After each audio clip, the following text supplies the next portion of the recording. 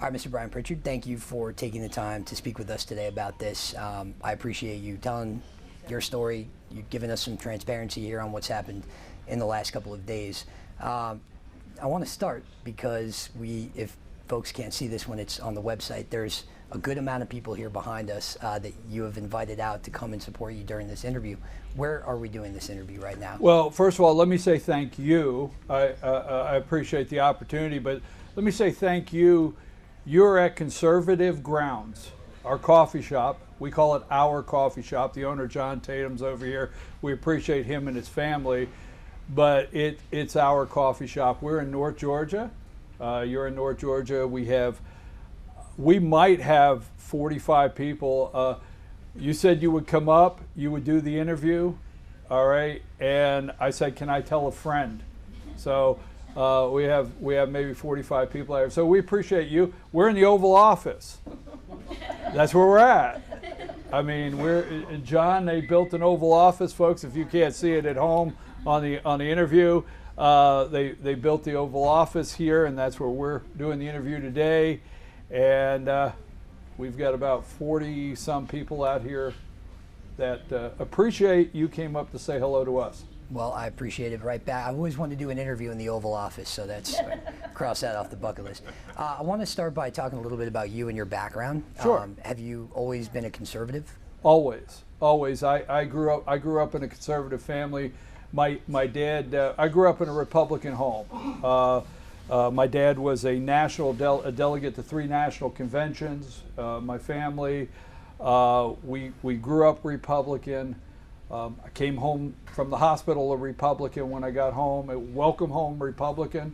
So I've been a Republican my whole entire life, grew up in it, and have participated in politics our whole entire family. In fact, we would have nicely removed you if anything occurred other than Republican. Fair. You're also a radio host. You run your own news website as well. Well, I have a network. The name of our network is voiceofruralamerica.com. I do a daily show called BKP Politics from 8 to 10, Monday through Friday. Friday we do a live studio audience right here at this location. So I do a live show 5 days a week. When you moved here to Georgia, how did you first get involved with Republican politics? You really ascended the ranks relatively quickly, but how did you first get involved with politics here in Georgia? Well, when I first moved to Georgia, I was transferred here with a company outside of Atlanta. I worked in Atlanta, and my wife is from Fannin County. I wanted to leave Atlanta. I didn't want to stay in Atlanta. We settled on coming up here to Fannin County. I was not involved. I was still a Republican, always a conservative, but I wasn't involved in the party itself until around 2008 when I moved up here and got involved in the local Gilmer County Republican Party. Right, and tell me where things ended up for you. Second vice chair of the state. First vice chair. Formerly. BKP. I'm like the artist, Prince, formerly known as Prince. I'm BKP, formerly known as the first vice chair of the Georgia Republican Party. How I ended up there? Yep, that's me. I started out going to the county meetings, getting involved, and then I started following campaigns. When I opened my news network for politics, I started following campaigns, and I just started going to every one of the Republican Party meetings in the 9th District, 14th District, and across the state. I've always been involved in the party. I didn't hold a party office. I started moderating debates. One day I said, I've moderated about 45 debates. I'm the only one in the state of Georgia that moderated a 2-hour debate in 2022 with the Secretary of State Brad Raffensperger, David Belle Isle, Jody Heiss, and TJ Hudson. I did a 2-hour debate there. I moderated a debate with former Congressman Doug Collins, multiple from congressional to Board of Education. So one day I was watching the debate and I said, you know what, I could do a better job than that, and I started moderating, and I've done about 45. Democrats seem to not take my offer. I don't know why, but I've offered Democrats to moderate their debates, and they don't call me back. Phone doesn't ring. But for the Republican Party, multiple ones across the state.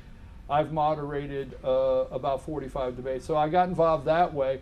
After the 2020 election was stolen from the American people, after that, I was involved, but I said, you know what? I'm going to take another step and run for office because I want to be able to see behind the curtain and see what takes place this time. Last year, I chose to run for first vice chair of the Georgia Republican Party, and I won. I won that election by the delegates. Something that has to be said. When we went to the convention last year, we had a record convention for the Georgia Republican Party, over 2,000 delegates. So 2,000 delegates, I won the election. I think 147 to remove me. 147 to remove me, and 32 to replace me that they'll vote on. So I won last year.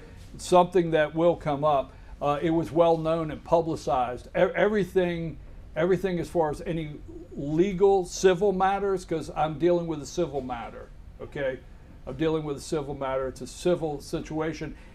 All those issues in the civil matter were all public. I ran for this district. I ran for the State House when Speaker Ralston passed and he died. I ran for this seat here unsuccessfully, but I ran here, and media went through all my background and everything and published everything at that time. So when I ran for first vice chair of the Georgia Republican Party, it was very transparent. And you promised to be transparent with us here today, so I just want to talk about Sure. that a little bit. Going back to 1996, could you talk about the conviction, what the charges were, and then what the ultimate sentencing results ended up being for you? Well, I'll say this. I'll say this. I have opened my entire life to this state, to this nation.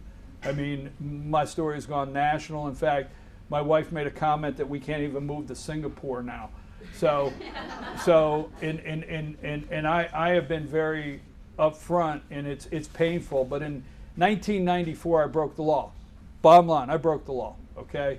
When I went to court, there was 3 felony charges, 2 forgery, and 1 unlawful deposit of 2 checks, and I was sentenced to 3 years probation. All right, 3 years probation to 1999. I do have an open case at this time. There's an open case. I've appealed my case. When I moved to Georgia, that had already expired according to the state pardon and parole in Georgia. So I don't want to get the dates convoluted, but when it was reported that I may have been allegedly voting while serving a sentence, I took it on my own to see what I had to do, what was going on, and to correct that. So in 1996, I had a 3-year sentence out of Pittsburgh, Pennsylvania, Allegheny County. I was not bound by any probation. It says probation, but I never had a probation officer. I think you can go find a name that was listed under mine, but I never spoke to one. I moved to North Carolina in 96, moved to Atlanta in 99, moved up here in 2001. So when you say you weren't sure if you had a probation officer, is that essentially what you're saying? You weren't sure if you were assigned? Well, I never reported. From the day I went to the judge in 1996 and I left, I never reported to a probation officer once. And in 2008, I registered to vote. And under oath, I told a judge under oath, Judge Boggess, not 2 months ago when I went to court, an administrative law judge, when they asked me, the attorney asked me, said, "Is this your voter registration?" I said, "Yes, it is." "Did you read the little box down here that says penalty?" I said, "I sure did." "Did you check these?" I said, "I sure did." So I registered to vote in 2008, not thinking in any way I was doing anything to violate our local Gilmer County where I registered, the citizens here, or the state of Georgia, and I did vote all 9 times. And I said that under oath in court. I want to just throw this in here, okay? It's 9 votes. They were not on the same day, because some people are like, are they on the same day? They weren't on the same day. There were 9 different elections. I win every time. I also want to throw this in here. The Secretary of State's 9 votes. They've investigated for 10 years. For 10 years. Now, I can understand they can't find the voter fraud from 2020, but I am very glad they found me. So, you mentioned that you were aware that, well, let me ask you this. Were you aware at the time of your conviction and at any point throughout the 9 times where you voted, that felons, people on probation for a felony, were not allowed to vote in the state of Georgia? Well, that's incorrect. In the state of Georgia, while on probation, but felons, that's incorrect. There's difference all across the United States. There's different times on when someone convicted of a felon, all right, felony crime, can vote, all right. So actually aware of when, I thought the sentence was over. I thought it was over. I didn't see no reason why not. I thought it was clearly over. Period. But it wasn't over. That's what you say, but I've yet to get into Superior Court. I mean, there's documentation that says it was extended. There's documentation that says something took place unbeknownst to me. But let me be clear on this, okay? There's 2 state agencies here. And I think it was 2016 or whatever, I filled out all the documents to the state pardon and parole. Now, the state of Georgia cannot pardon an out-of-state conviction, but they can restore all your rights. So I wanted to know what was going on. I filled out the 10 pages. I did everything I had to. The state pardon and parole did an investigation, and they came back in 2017, and I have a document that says it ended in 1999 from them. I didn't do the investigation. So there's a lot of back and forth on that, but I have a document from the state that says it ended in 1999. So I am still in court. It's still an active case, and I have appealed. That was an administrative law judge for the state, and they fined me. In 2021, they sent me a letter saying, we'll let all this go. Now, that wasn't the quote, because I want to be careful there. Okay, but basically, paraphrasing, the letter said, hey, we'll let this go if you give us $4,000. You give us $4,000, we're done. Or you have your option to go to court. And I took my option to go to court. They didn't take me to court. I took the option to go to court. And I think we're jumping ahead a little. I want to get back to the period between 1999 and really 2011, when there is documentation that you were present in court for some of the hearings where your probation... Why is that important to you? No, I want to know, why is that important to you? Because it would indicate that you would have known... What indicate what? What would it indicate? Well, I'll tell you. There's a probationary period that was reinstated for a number of years in which you were voting in elections. And do you know what that would be? But if you were present in court for that time, you would be aware that there was a probationary period that would bar you from voting. Well, let me ask you a question. You know what that would be? That'd be a crime. Am I up on criminal charges? That's my question back to you. Is this a civil matter or a criminal matter? Well, is this a civil matter or criminal? We're here today. This was a criminal matter. That was a criminal matter. Exactly. Right. But I'm in Georgia. I'm in Georgia. The accusation is that I voted under probation. That's the accusation. I'm still in an open court. People fly around convicted. People fly around guilty. People fly all this stuff around. The fact is that the Attorney General of the state of Georgia could not prosecute this as a crime, and it's a civil matter. So I keep going back. You can go over what documents you have, but as we sit here today, I legally have firearms. I legally run for office. I legally ran as first vice chair of the Georgia Republican Party, okay? And I legally vote, and I did last week. Well, but your probationary period would have ended but what? in 2000. But what? You got to let me finish my questions if we're going to do this. Your probationary period was reinstated through April 2011. So anything you did That's after what you that, say. well, but there's documentation showing that it was re-upped for a 7-year period until April 2011. So anything you did after that probationary period ended, I'm not accusing you of any wrongdoing there. What we're talking about is this period through 1999 and 2011, where, again, we have the dates where you were voting in these elections between 2008 and 2010. Well, then why did the state pardon and parole? I'm not an attorney. Why did the state pardon and parole say it was over in 99? Why did they issue a document? Well, I don't know what that state said, but Allegheny. Oh, you don't know what that said, but you know what all these other documents say. Well, I wasn't made aware of that document, but Allegheny County said Are you that telling me you were not aware of that document as much as this has been out? But you're talking about a different time period altogether than No, I'm not. am. I'm talking about the state of Georgia's pardon and parole sent me a document that said this ended in 1999. Everything you're bringing up is disputed in a court of law. Not Allegheny County. It's being disputed in a court of law in a civil matter. It is right now. It hasn't been disputed. If I called Allegheny County up and said, what were the terms of your probation, they would say, in 2004, it was extended for 7 years until April 2011. You know, can I ask you a question? Did you cover the State Board of Election meeting last week? I was privy to it and aware of what You're happened. privy to it, right?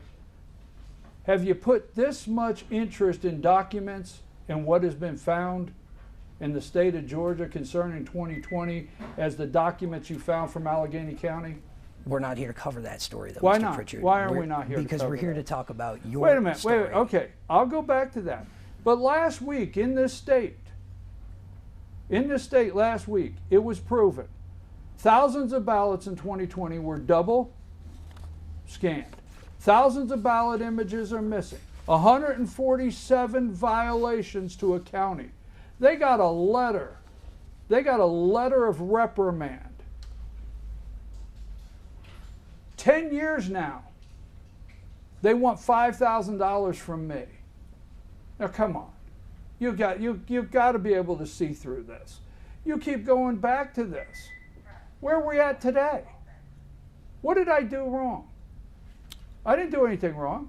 There were several courts that showed you voted while you were on probation But I didn't do it. for a felony conviction, I didn't do anything wrong. which is illegal. I didn't do anything wrong. I mean, I don't understand why are you retrying my case? I'm on open court. Why didn't you come up and sit in court? You could have come up and sit in court. When I go back to court, I'll send you a personal invite. You come sit in court.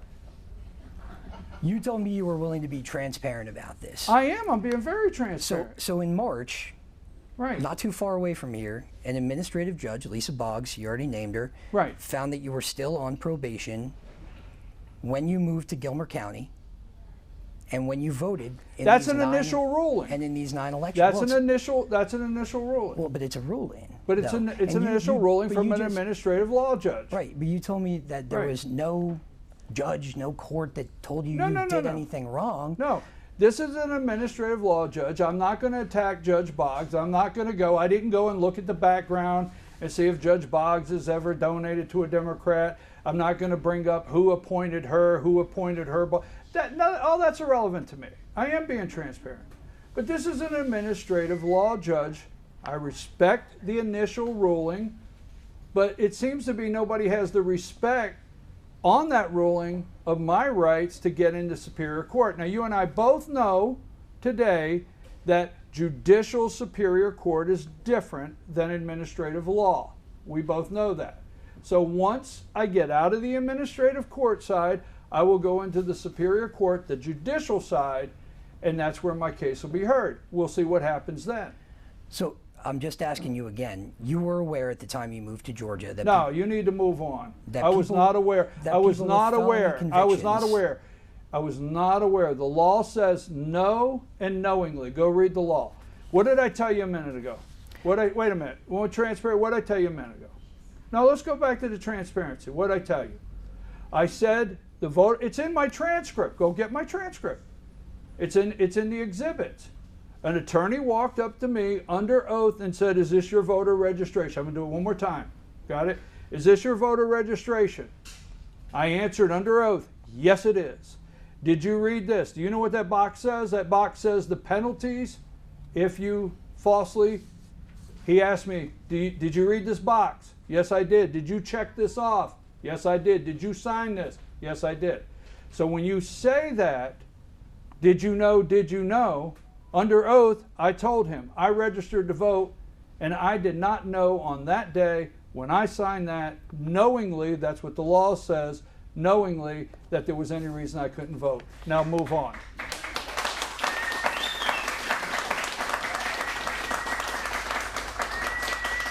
If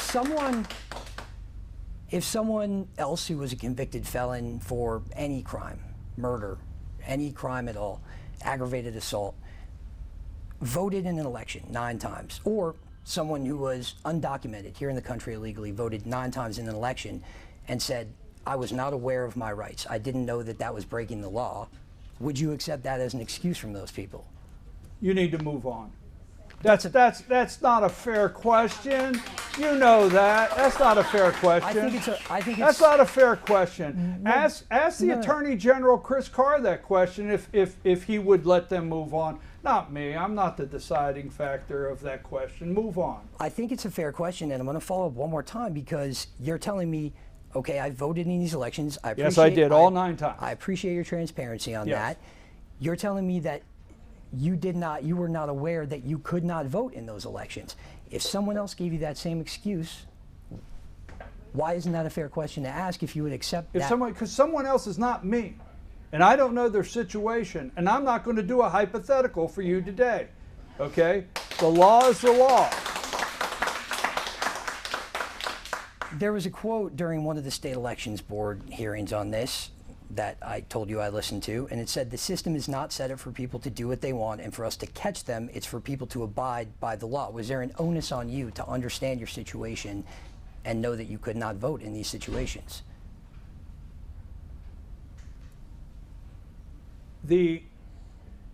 No, I mean, no, not at all. I don't agree with that.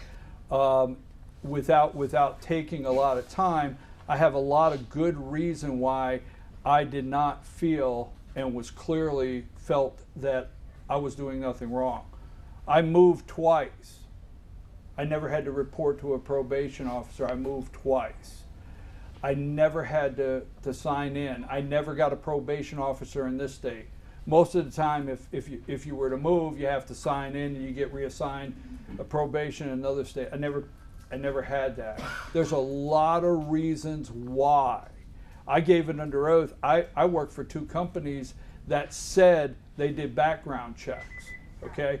When I moved to Atlanta, I went to work for a company where I was responsible for almost $100 million a year in the budget and 100 employees. Before they transferred me to Atlanta, they said they did a background check. I signed the documentation. So I can give you all day long reasons why I did not know on that day. So why don't you move on to why the Georgia GOP removed me? Why don't you move on to some We're going to get there. Okay. We're going to get there. But we gotta set baselines here on what you knew and what the situation was. Were you present in court in 2002 and in 2004? Look, we're done with that. I mean, we're done with that. I told you when we started, before we started, I have an open case. It's not a matter of me. You're pushing me like I won't answer a question. And I'll look you in the eye and tell you, I'll answer any question, go read the transcript. But I have an open case, and I'm not going to let you try me today on my case that I'm still open. I have rights. Were you ever flagged? Did anyone ever come up to you and say, I don't think you're supposed to be doing this, you know, you may not be able to be voting? Did anyone ever bring that to your attention? Yeah, the Gilmer election office. Somebody. When was that? I think that was in 2014, May of 2014. The Gilmer County election office called me and said there was a report filed that I possibly shouldn't be voting, and on that very day. The state of Georgia never removed me from the voter rolls. The state of Georgia never made that move. I made the move. I got a phone call from Neil DeSpears. I'll never forget. Neil DeSpears running the election office in Gilmer, and she said, there's been a report that you may be voting and not allowed to vote. And I said, well, I don't want to do that. If for any reason I shouldn't vote, I want to find out. So I went over, and the document you probably have, and I took my name off the voter roll that day. I took it off the voter roll. And then I went forward in finding out where I stood on everything. And that's why I got everything cleared, so I could make sure I could run for office and things like that. So yes, there was that notification, and I think it was May 2014. You know, I know your thought, and I want to get into them in just a little bit. I know your thoughts on what went on during the 2020 election, that there was fraud, that there were people... They're not just my thoughts. Well, fair enough. But I'll ask you about them in a second. But, you know, let me ask you this. The fact that you weren't flagged while this was all going on, does that prove the point you're trying to make here to a certain extent? What do you mean? The fact that you were voting when you weren't supposed to be, according to these court hearings, you know, you say that there was funny business going on in the 2020 election.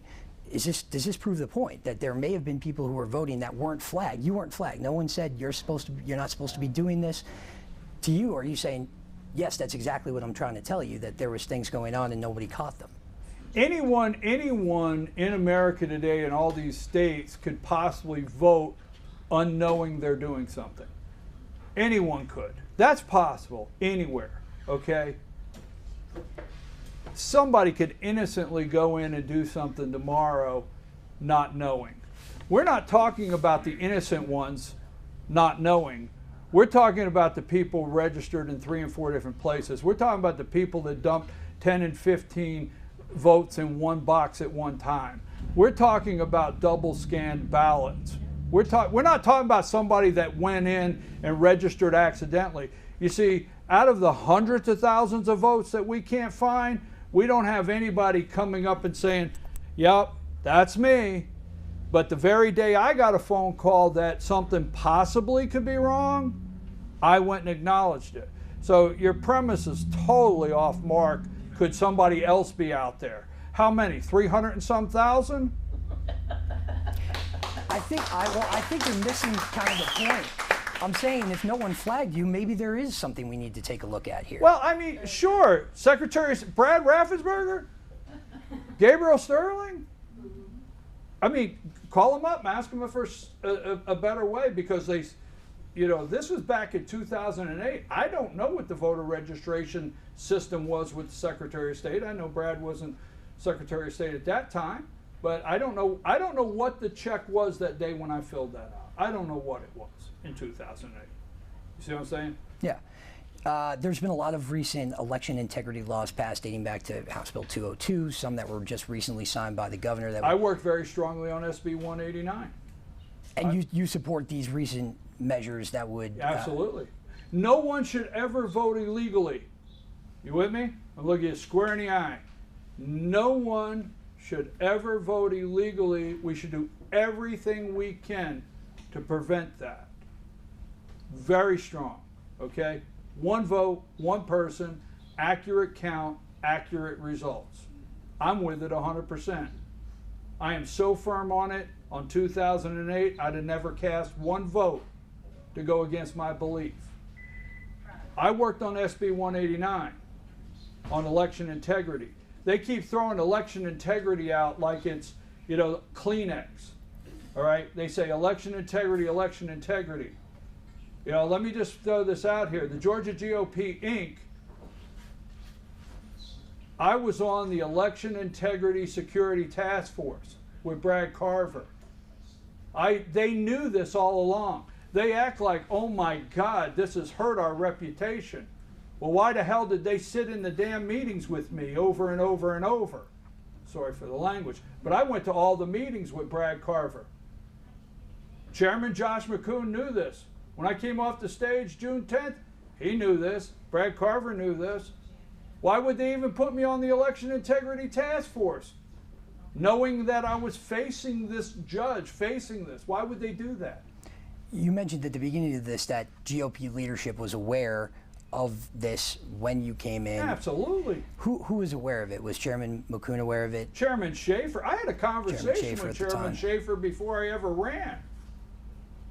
Chairman Schaefer was aware. The former chairman was aware. Chairman McCoon aware? I mean, the AJC, I ran for the 7th district up here. The AJC ran several articles on me for the 7th district.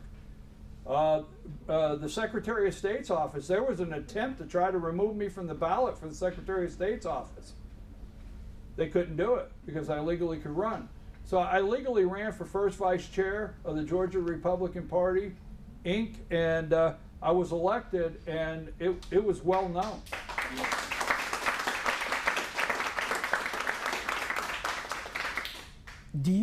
Can you understand some folks seeing the irony in you being so stringent on the fact that there was election fraud committed in 2020, there may be election fraud committed in 2024, but yet we're now in this position where you had cast ballots when you weren't supposed to be casting ballots. Some folks are calling it ironic. Do you understand why that would be the case? Hundreds of thousands? All right,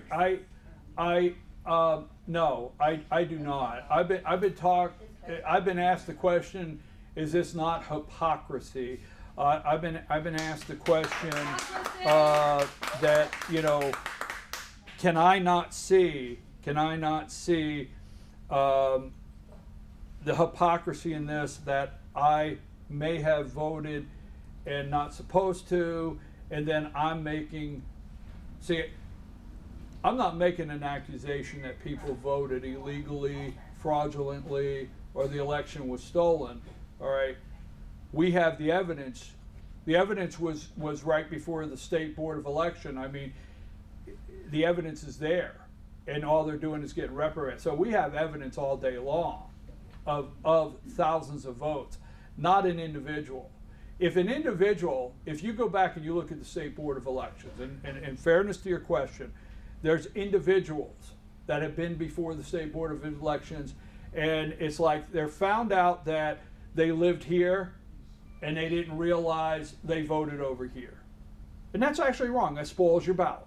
So if you're registered to vote wherever you live and you move and accidentally your registration doesn't follow you and you go in and vote, realistically you illegally voted, realistically it spoiled your ballot, and you get a case before the State Board of Elections.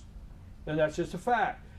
You know what happens is people go before the State Board of Elections, the case happens, $250 fine. That's going to happen. I'm not saying we should open that door, but things like that will take place with 400 million people in America, how many we got. Things like that will happen, unknowns to people, and the correction can be made. Why don't you go do the research of the last time an individual like myself has been investigated for 9 years and asked for $4,000. Now, I'm not telling you, and I'm telling you with this camera because I'm an open person, I'm not telling you that I would have made any admission of guilt.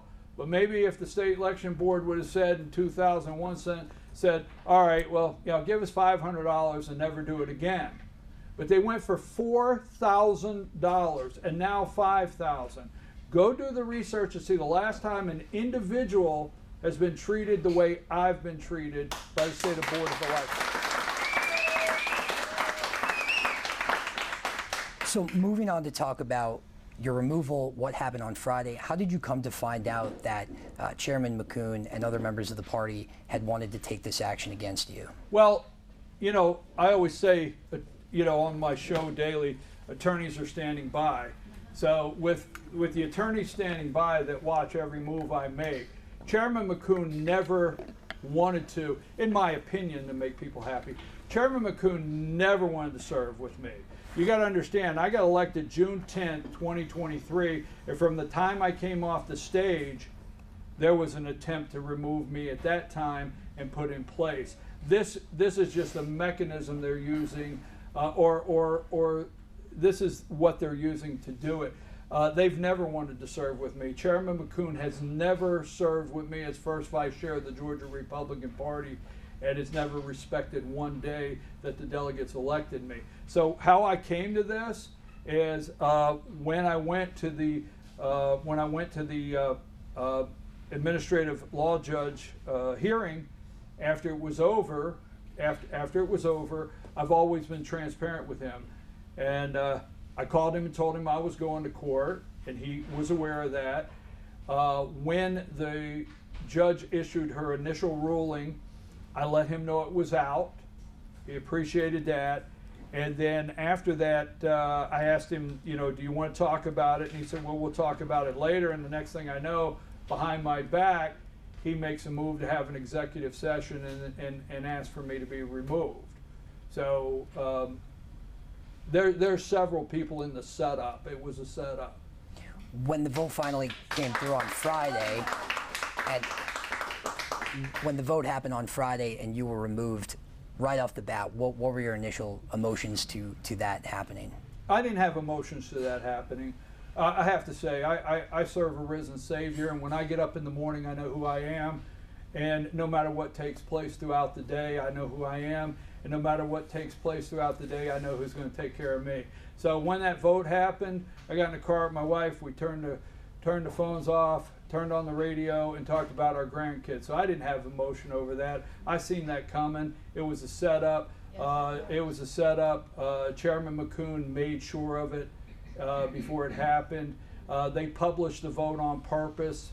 I'm going to say it. They create enemies lists, and they wanted an enemies list in case anybody voted for me. They would know who it is, and in my words, in my opinion, be able to go after them. So I didn't have emotions on Friday, really. I mean, disappointed for the grassroots and disappointed for the delegates that had their vote taken away. I wasn't removed so much from the Georgia Republican Party. The delegates had their vote taken away. Yeah. Talking a little bit more about the state of the party right now, you know, up until very recently, you were a high-ranking member of the state party. How do you feel about the direction of things? We're not too far away from a presidential election right now. It's a very important time for the party. Did you feel good at the time before you left about where things were? At the party? Ask the Governor Kemp how he feels about the party. I mean, bottom line, facts at the put. No, let me say this. You asked the question. I'm going to answer it for you. Okay. Governor Kemp has been very clear that the party is not the direction he's going. Governor Kemp was very clear. The election that I was at, he wasn't there. He didn't come. Brad Raffensperger doesn't come. Doesn't participate. Chris Carr doesn't participate. All right. They're not participating this weekend. How do they feel about the party, the direction of the party? It's not me. I'm not here to badmouth the Georgia GOP Inc., other than I think you and all media should put some investigative teams on the inside. You should put some investigative teams on the inside to check and see the transparency of what I think, my opinion, attorneys are standing by, is some true corruption on the inside. That's my opinion. If you look inside, that's why they want me out. But the point is, when you ask me the state of the party, all right, first of all, if the election is fair, the results are accurate, no double voting, and everything's on the up and up, as we say, Donald Trump will win in a landslide in Georgia. Okay? But he'll win on a landslide. Now, that's everything on the up and up. He'll win on the landslide in Georgia, pending with nothing to do with the Georgia GOP Inc. The Georgia GOP has no bearing on whether Donald Trump's going to win or not. Has no bearing whatsoever on them winning. When you ask me what's the state of the party, come down and see this weekend the state of the party. Governor Kemp won't be there, like I said. I mean, we're going into, do you realize we're going into 2026? Removing me has nothing to do with 2024. It's all about 2026. And you're going into 2026 with a majority of offices with candidates that don't even participate in the party. Yeah. I am glad that you mentioned that. Obviously, Governor Kemp's not going to be at the convention. He wasn't at the last one either. He's been fairly vocal about his issues with the party. He's gone as far as starting his own fundraising arm. Absolutely.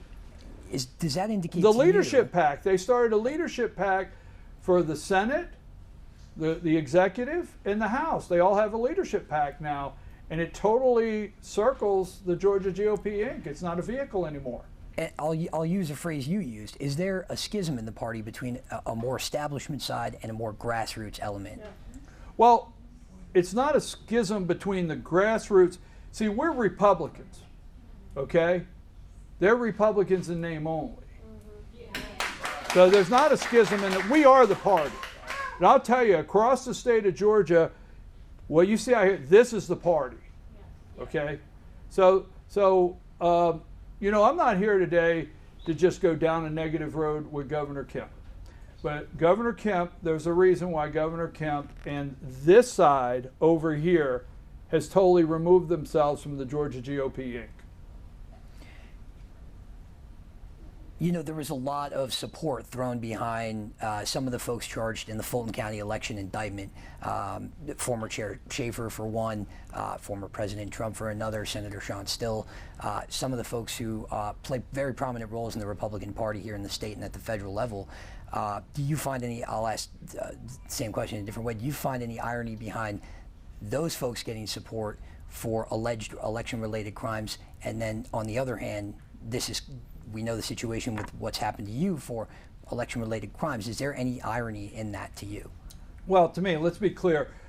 David Schaefer, Sean Still, and Kathy Latham would not be on trial today if Governor Kemp would not have accepted a certified fraudulent election from Brad Raffensperger. So they wouldn't be on trial. So you got to understand, without this, they're not on trial. Now, to answer your question, the Georgia GOP indemnified them, okay? The decision was made before I became first vice chair of the Georgia Republican Party, and I'm not saying I would not support them, but that decision was made before I became first vice chair of the Georgia Republican Party. They indemnified them and said, we're going to pay these three, Kathy Latham, Sean Still, State Senator Sean Still, and David Schaefer's legal bills, all right? Now, the others are not tied to the Georgia GOP, so they're not responsible for those legal bills. Anyhow, that being said, that is a real drag on the funding. It's a real drag on the funding. The facts are just out there. We've had a lot of people say, well, I don't want to give money to the party because it's going to go to legal cost. So it has been a drag on fundraising for the Georgia GOP Inc., not Kemp and the leadership PAC. All right, not there. But to this day, you know, Governor Kemp has not given $1 to the Georgia GOP Inc. And I have to tell you, I'm going to be very candid. In 2026, they're going to want to use the Republican Party, you know, as ballot access. That's what it is ballot access. And I'm going to tell you right now, I don't think anyone, and this is not trying to go after Governor Kemp, but I don't think anyone should be allowed ballot access to the Republican Party that does not support and give some money to the Legal Defense Fund to defend the three from the GOP. I don't think they should be allowed ballot access. Getting close to the end. Do you have, Why? I'm enjoying it. I might be able to think of a few more. Do you have the same concerns about 2024 that you still have from the 2020 election? Yeah, absolutely. I have the same concerns. I have the same concerns because we not solved it. Here's what, and I want to clear this up. I hope this will get out because I get tired of the rear view mirror is this big and the windshield's this big. I get tired of that. I get tired of I'm looking backward and I need to look forward. I get tired of all of that, all right? But election is not an asterisk in the record books. It's not like the home run record where this year right here the guy's on steroids and there's an asterisk. An election belongs to the American people and you don't take it away, regardless of what year it is, okay? So the point is when somebody says to me, well, you're stuck. I'm not stuck. Well, I am a little stuck in the 70s. I did enjoy those years, all right? But I'm not stuck in 2020. I don't want to overturn an election. I get very irritated when I hear I want to overturn the results of an election. I want to know the results of the election. That's all I ask. And I'll look you in the eye today if everything that we have brought out was laid on the table and we went through it and you came out and said, Joe Biden won, I'd look at you and say, Joe Biden's president of the United States. But until that's done, I want the results. Now, you asked about 2024. We didn't want the machines. We don't want the machines. We want the minion gone. We want them out of here, okay? Don't want to vote on the machines, all right? Now, some of us want paper ballots. Some of us want different voting system. But we want a new voting system in Georgia, period, okay? Now, I'm going to say this nicely because I actually get along with the guy if he's sitting over here because I can't have a casual conversation. But realistically, I have no use for Brad Raffensperger. Brad Raffensperger needs to be removed from the Republican Party. Okay? Now, he can run as an independent, but he needs to be removed from the Republican Party. I have no use for Brad Raffensperger as Secretary of State of Georgia. I do not trust our elections with Brad Raffensperger in charge. 2024, we're concerned about the entire state. We have a great team of people that have done research in every county. But Fulton County, what you witnessed last week, and the best we're going to get is the State Board of Elections say, well, we're going to send a monitor to Fulton County. All right? We're not okay with Fulton County come election day. And we're concerned, and that's one of our biggest is Fulton County plus others. So 2024, I'll go back to what I said. If it's on the up and up and everything's clean, and I hope it is, and there's no fraud, Trump wins in a landslide in this state. And he doesn't need, and be respectful, he doesn't need the governor. Look, the people down here at the grocery store are not looking at Republican and Democrat. You got a family of 4 getting groceries, paying $500, box of cereal this big for $6, okay? They're buying gas for $3.50, their car insurance is through the roof, they can't pay the rent, they can't put clothes on their kids, and they can't send them to school. They're not sitting there saying, well, I think I would vote for Trump, but Brian Pritchard voted 9 times and I'm going to flip it over to Biden. That's not going to happen. It's not going to happen. They're going to vote for Donald J. Trump. All right?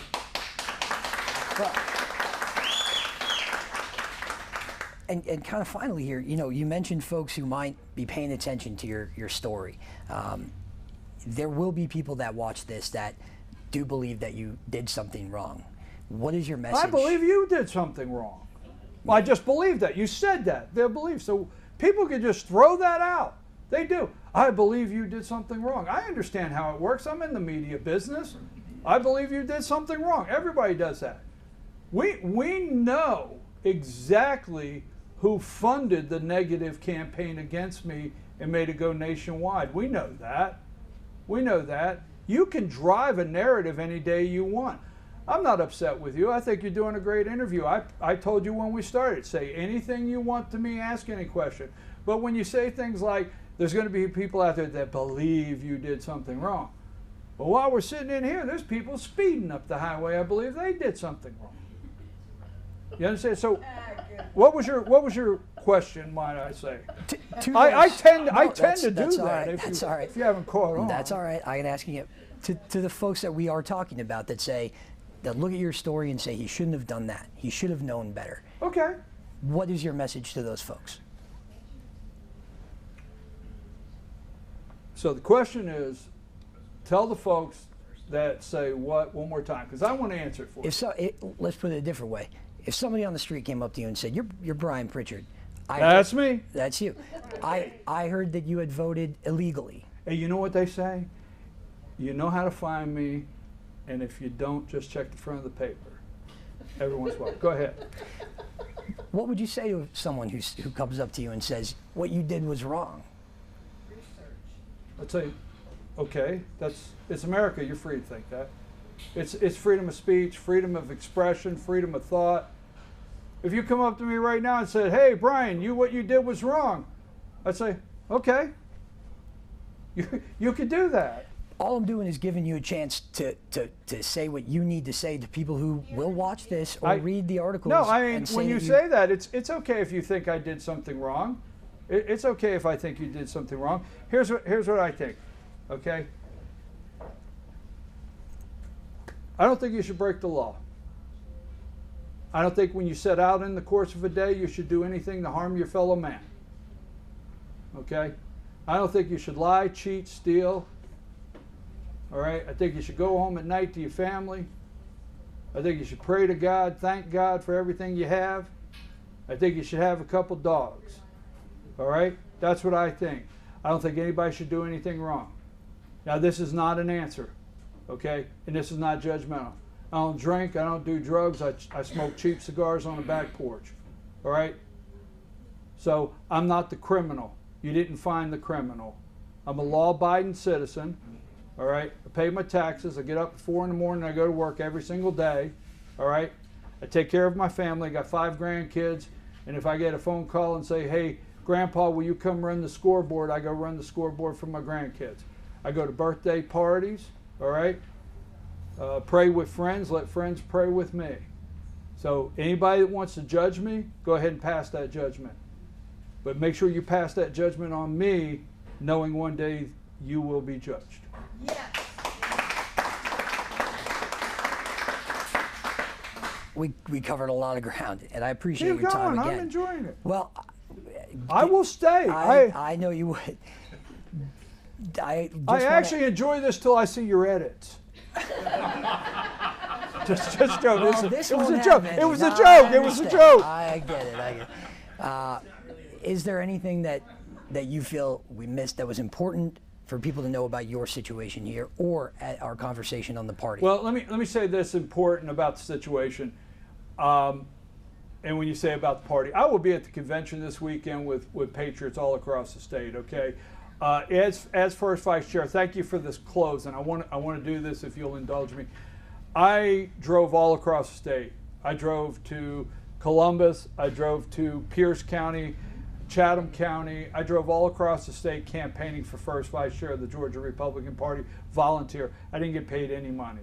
I didn't get paid any money in this position. I've spent thousands of dollars crossing this state, encouraging people to vote Republican, encouraging people to run for office, encouraging people to do what we have to do to take our country back and return it to the values that we know and love and grew up with. I did that all across the state out of my pocket, all right? Thousands of dollars in my personal time, and the Georgia GOP said, you know what? We don't want you to volunteer for us anymore. Okay, that's what it boils down to. And I'm nothing but a volunteer. You are sitting, and I want you to go away today, and I want your viewers to go away. You're sitting in the most Republican voting district in the United States. In the United States, this is the most Republican voting district in the United States. Okay? I have worked in this district for years. I will not stop working in this district. Okay? I feel this has got nothing to do with Republican and Democrat. I feel this could be our last election. If Joe Biden wins, I believe we have to return the values that our country, that our kids grew up with, that you want your kids to grow up with, and North Georgia will bring out the vote. And where I sit, I will work every day with all of these people here, all right? They have their own personal feelings about 2020. They have their own personal feelings about the Georgia GOP, Inc., Chairman McCoon, and others. But I tell you what they also have. They also know that this is it. And we're going to get out here and we're going to get the vote out in this district. And we're going to overcome whatever happens in Atlanta, because we know Atlanta's blue. And we're going to do it here. And we're not going to stop. And I'm not going to let the Georgia GOP, Inc. removing me by title change me in any way on who I am. That Georgia GOP, Inc. is not who I am. You got any more questions? No, sir. Huh? No, sir. Are we done? Yes, sir. Thank you for your time, Brian. All right. I appreciate it. Thank you all. Thank you, sir. Appreciate it. Yes, thank you for that, too. Thanks, man. I appreciate it. Thank you. Are you good? Yeah. You did a good job, man. Thank Not you. too aggressive. I know you're a pro. You did a That's good right. job. I appreciate it. No, you're a pro. I appreciate your transparency. I have no problem with it. I got no problem I appreciate that, man. Thank you. Thank you. Well, And just so you know, too, I'm gonna keep spot, whole different thing.